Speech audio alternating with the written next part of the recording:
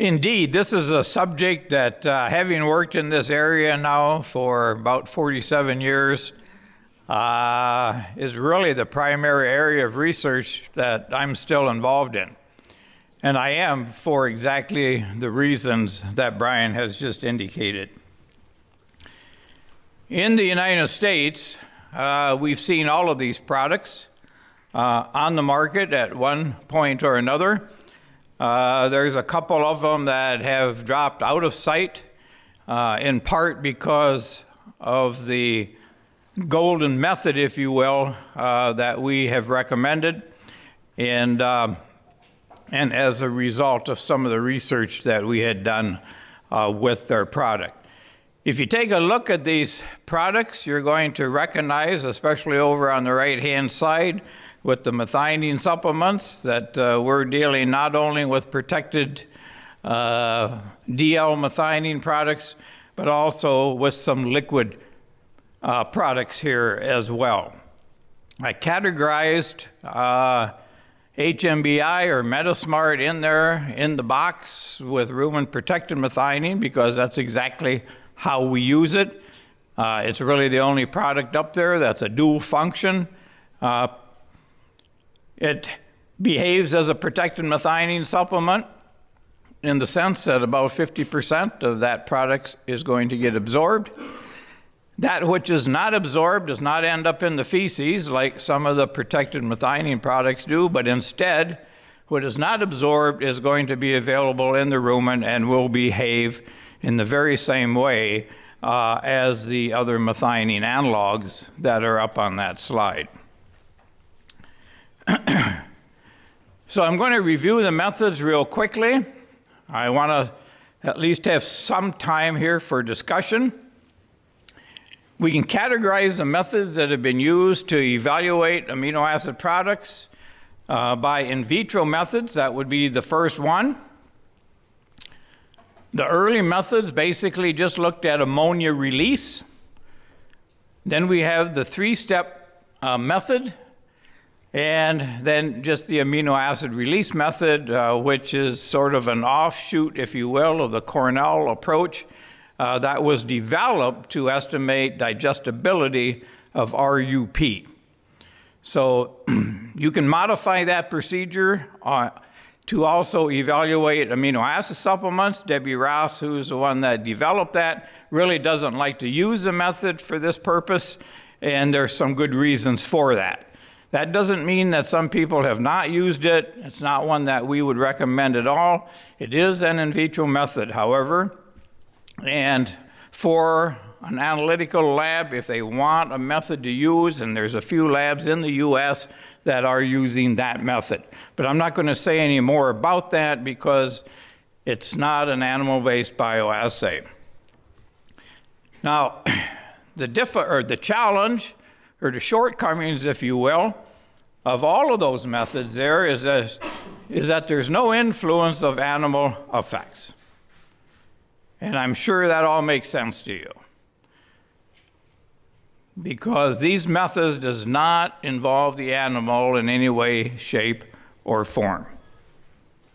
I'm just mentioning two references here where they've used the three-step method, and both of these abstracts were funded by Ajinomoto. The top one was a method as used at the University of Minnesota, and the one at the bottom is a modified method of that. Now, the only reason that I'm showing you this, and while we don't support the use of these in vitro methods to evaluate these amino acid products, the beauty of the second procedure here, and I'm showing the results of a study where they evaluated 6 different protected lysine supplements. And by using the different time points that they did, it at least allows one to look and try and figure out if there is a lot of loss of the amino acid from those products before the animal would ever see it. Where does that loss occur? Is most of that loss occurring in the rumen, or is most of that loss occurring in the rumen or in the small intestine? Where is that loss? Or is it ending up in the feces? So if you look at this closely, you'll see there's a difference in those 6 products there in terms of the release in rumen fluid. Okay? So one reason that some of those products now would not have a very high bioavailability is because a lot of that product is being lost in the rumen.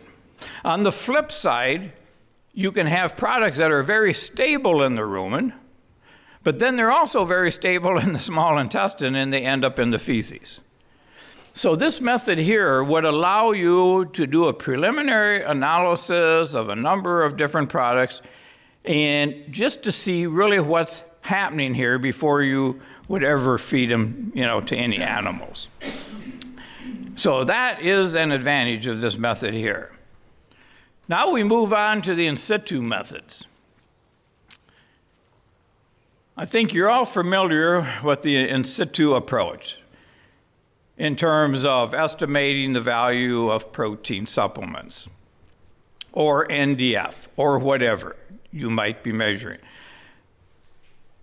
The disadvantage here with this method is you're relying on loss of the product from the bags. Any loss of product from the bag, you have to assume then that would have been digested or released either in the rumen or in the small intestine. So there's no effects of eating and rumination in any of these in situ methods. Of course, that would be true for the in vitro methods as well. Disappearance from bags means degradation. Passage rates are needed if you're really going to estimate, right? If you're going to estimate a ruminal escape. Disappearance from mobile bags that are put into the duodenum and collected in the feces means absorption. Well, not necessarily, but that's what we have to assume. Also, the products then are going to be subjected to hindgut digestion.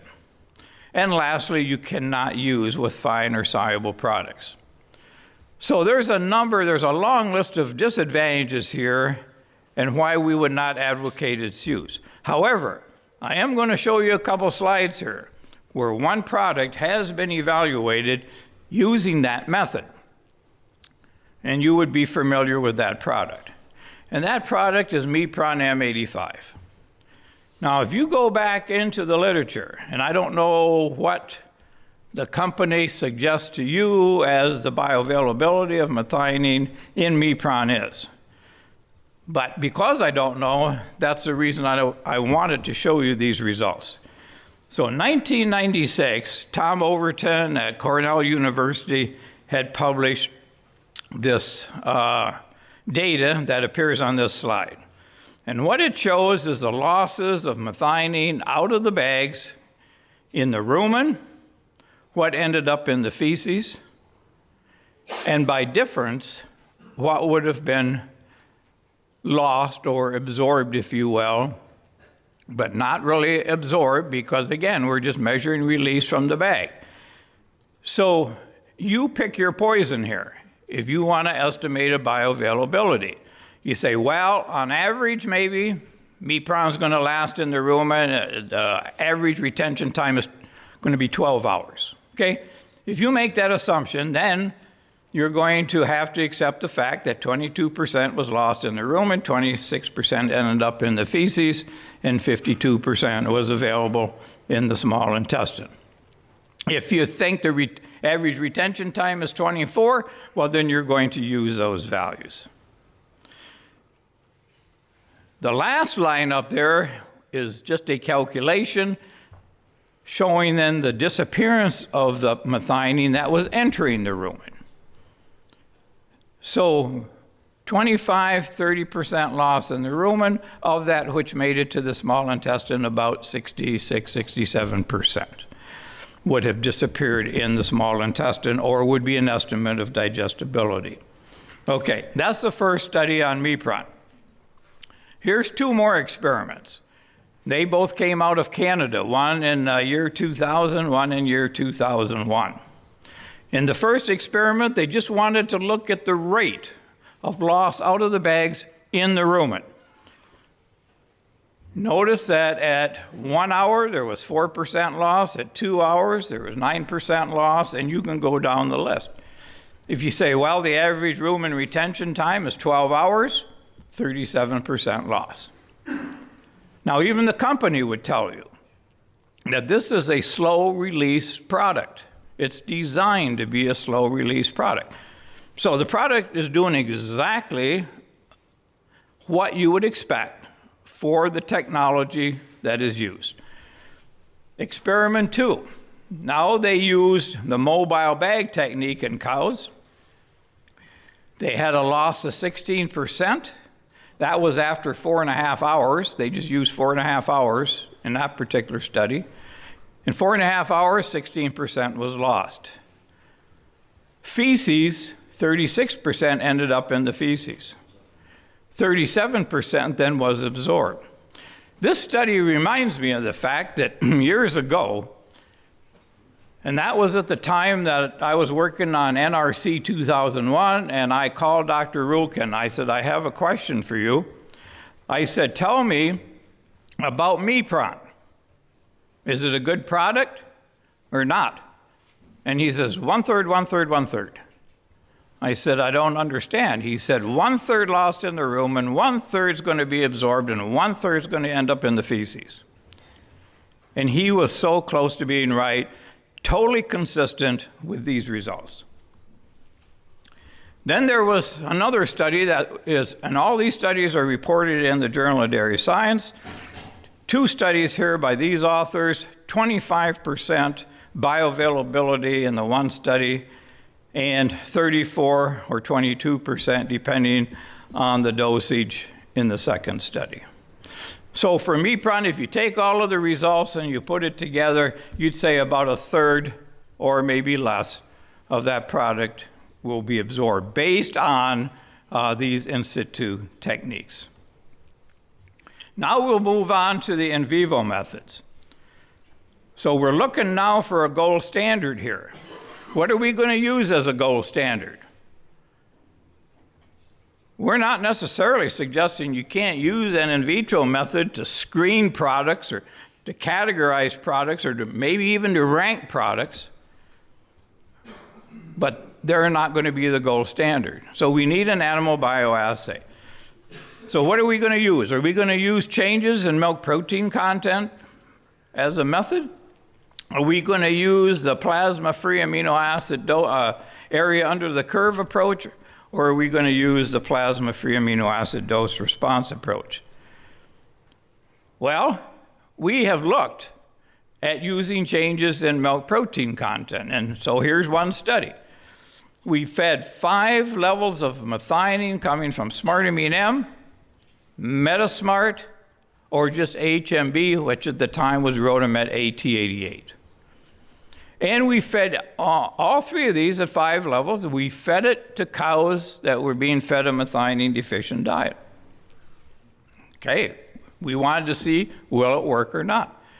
With Smartamine M, notice we got a nice linear increase in milk protein concentrations up to a point, and then it plateaued off. So there was a linear response, but there was also a quadratic response.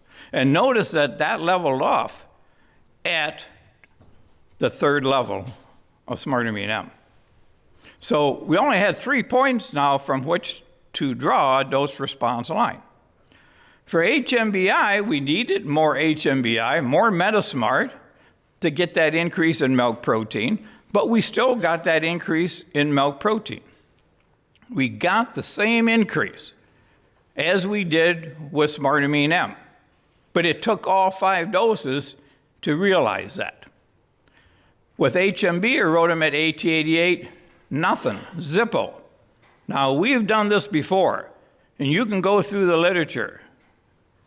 You cannot, I defy you to find a study in the scientific literature showing a consistent effect of feeding Alamut or any form of HMBI on either plasma methionine levels or on milk protein concentrations. So there was nothing there. So if you want to look at the plots, there are the plots.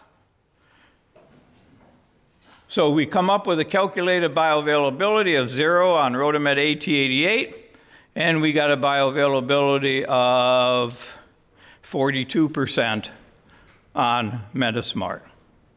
Notice the scatter. Notice the standard errors here. And I'm going to say a little bit more about this method later. Here's the area under the curve approach. And this is something that Etta Sale started advocating years and years ago. They used it for many years to compare efficacy of different protected methionine products. And by and large, this method works pretty well. However, the shortcoming is that in order to do this, you're giving an animal a slug dose of the product all at once. They're not consuming it over a 24-hour period. It's one slug. And you're looking at the accumulation then of methionine in the plasma. In this case, the area under the curve for MEPRON was 25% of Smartamine M. And the two MHA products were 3.2 and 1.8. Okay. We're not saying that this method does not work. However, we don't believe it to be consistent with how we feed animals or how the products would be fed to animals. So if you go back in the literature, you can find examples of studies, and I'm not going to show you all of them, but again, this came out of Rulkin's lab, and he demonstrated that there's a nice linear response in lysine and methionine to increasing amounts of infused lysine or methionine. So the more you infuse, the higher the concentration in the blood. And that response is linear.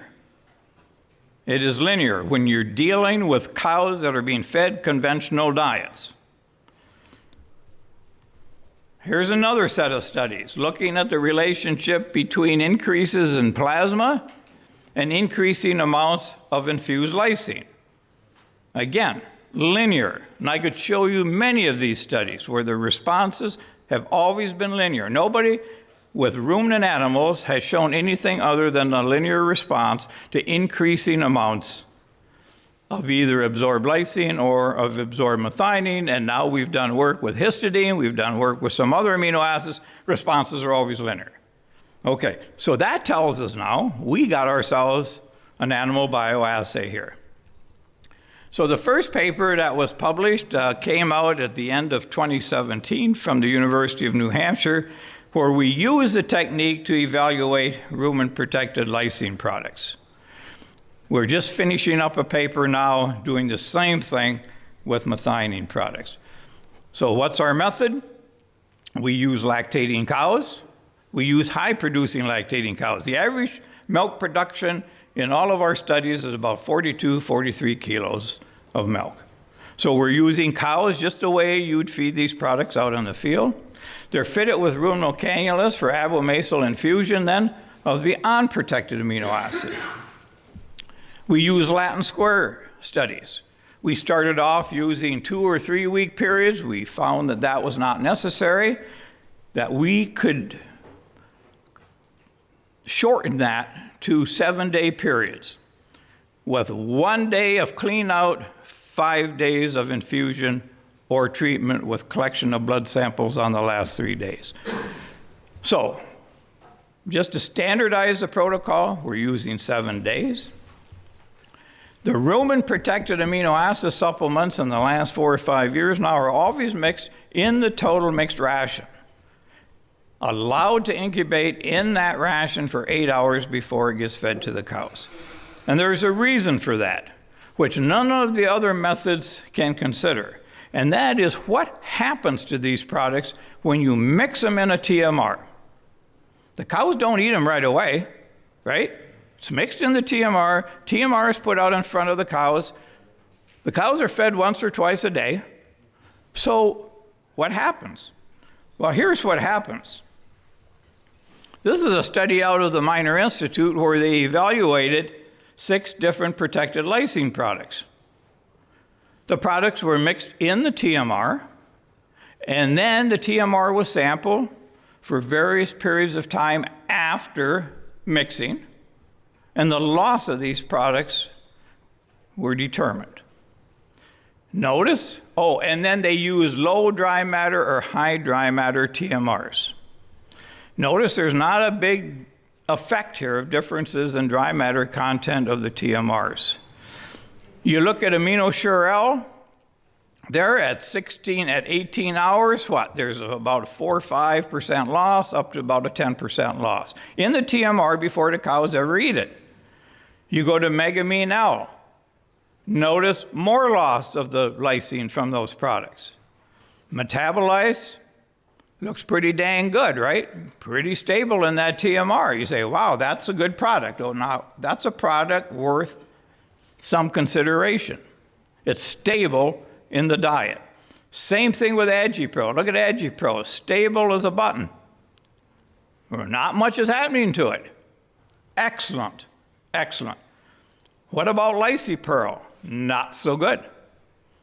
Not so good. 50% loss after 18 hours in the TMR. USA lysine, even worse. 50% loss after 6 hours.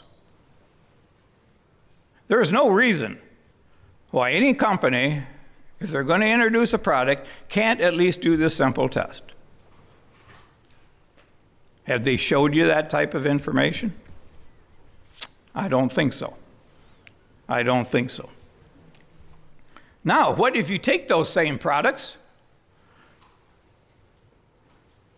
and you incubate in the feed for a while, and then you subject it to the in situ method of just incubation in the rumen? Notice that USA lysine down at the right-hand side after 6 hours of a 6-hour exposure to the TMR, 6-hour exposure in the rumen, it's all gone. It's all gone.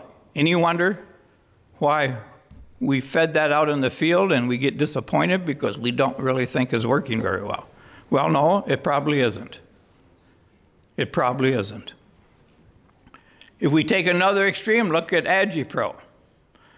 Same test, 80% of it is still there. That means 80%, if you just want to use some assumptions here, 80% of that AgiPro that was fed is going to make it to the small intestine. The question is 80% going to be absorbed? Or are we now dealing with a product that is protected very well in terms of rumen, but what about intestinal digestion? Is it going to be 100% digested, or is it going to be something less? The answer is something less. So I'm going to wrap up just where we've used this method now to evaluate some products.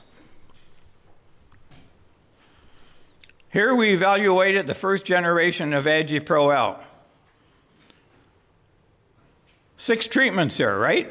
Negative control, infused 30 grams of lysine, infused 60 grams of lysine, fed 30 grams of lysine and AgiPro, 45 and 60.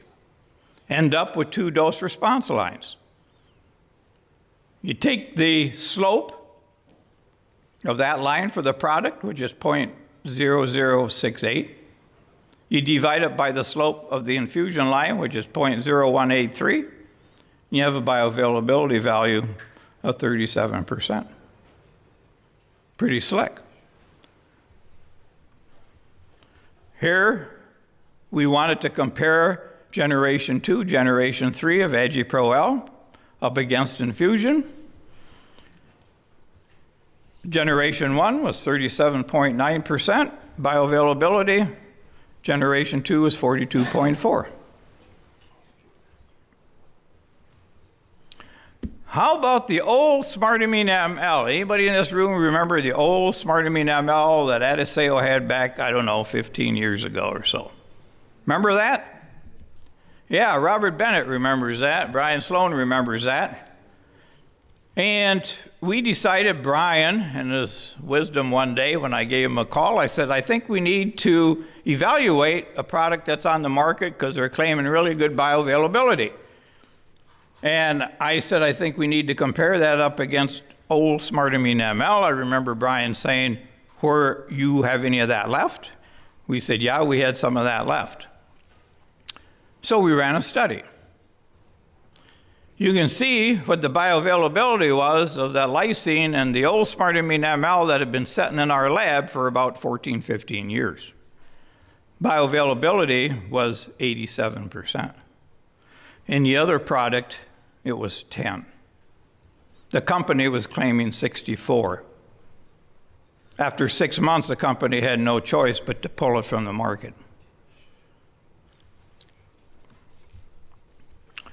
Here, we compare the bioavailability of lysine in the new Smartamine ML up against Generation 3 of AgiPro.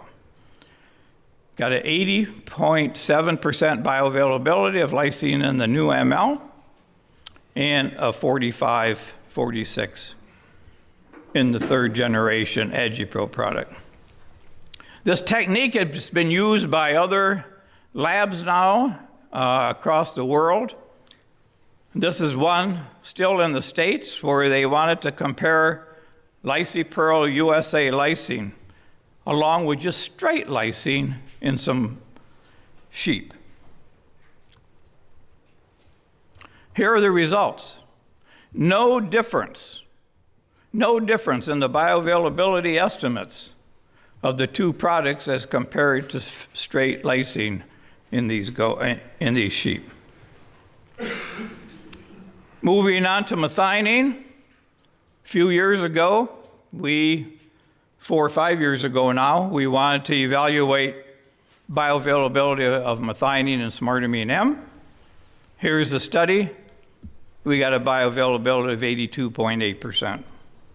Here's the bioavailability of methionine and Smartamine ML. That's a combination product. It's got both methionine and lysine. Again, we got an 81% bioavailability value. So the new Smartamine ML, our estimates so far show an 80% bioavailability of both the lysine and the methionine in the product. We have looked at other products, such as Mipron, AminoShure-M. The UDS is the Smartamine M out of their old plant, the original plant. Smart Up is the Smartamine M that's coming out of their new plant that was mentioned yesterday. Notice absolutely no difference. Two different facilities, but it's still Smartamine M and it performs the same way. That's pretty nice. Mipron, where's Mipron? Mipron is 27% relative to Smartamine M. So the Mipron data is very consistent, study after study, in situ or the plasma amino acid dose response method. Here, this is a study that was done down in West Virginia looking at Mipron and Novamet, again, using the same technique and results just like we get at UNH. What about Metasmart? You know, Adiseo has been saying that's 50%, right? Brian's been saying that for years. So we decided to use this technique. The first thing we had to do is just infuse HMB into the small intestine and see, do we get a linear response in sulfur amino acids? And by gum, we did. So we said, great, this technique is going to work for that as well.